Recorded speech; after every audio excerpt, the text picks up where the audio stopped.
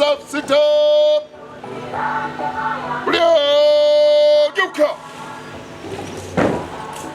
Nguvu. Mbele kwa misala. Shoto geuka.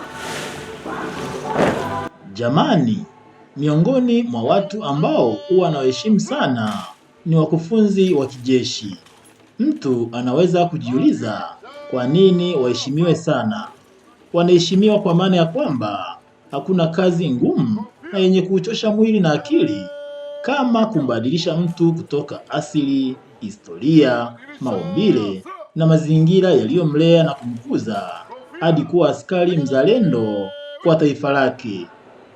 Hivyo tunapofurahia matunda ya kuwa askari wa viwango vya juu, hatuna budi kuwakumbuka, kuwajali na kuwathamini waliotufanya tuwe hivyo.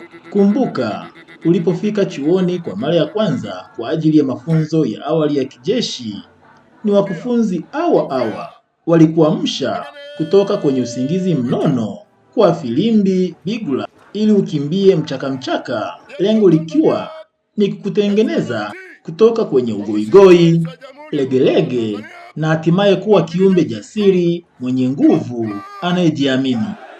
Tena ni wakufunzi hawa wa kijeshi, wakati mwingine jua, mvua na vumbi hugeuka chakula chao kutokana na kumfundisha mtu kuwa askari mtiifu.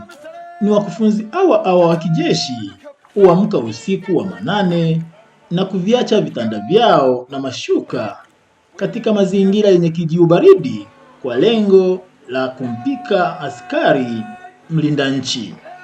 Ni wakufunzi wa kijeshi huamka alfajiri kama sio usiku wa giza totoro, huku wakiwaacha wake zao, waume zao, watoto wao, lengo likiwa ni kukibadilisha kiumbe hiki ambacho kinaweza kuwa na vimelea vya deko, majivuno, dharau, uzembe, udokozi, chuki na hatimaye kuwa askari mtiifu kwa jeshi na taifa kwa ujumla. Wewe askari mtumishi ndani ya jeshi, haijalishi uko katika nafasi gani, mazingira yapi, wadhifa upi, cheo gani au elimu ipi, ni wajibu wako kumpa thamani aliyekufinyanga ukawa jinsi ulivyo au katika nafasi ulionayo.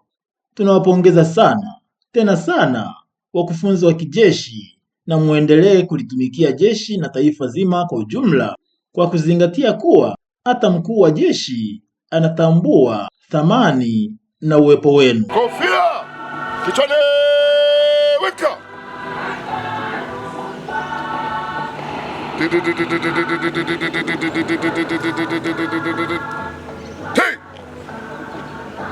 Narudia, kofia begani, weka. Jeshi la Tanzania, heshima na utii kwa Mheshimiwa Rais wa Jamhuri ya Muungano wa Tanzania na Amiri Jeshi Mkuu. Ima! Tanzania! Ima!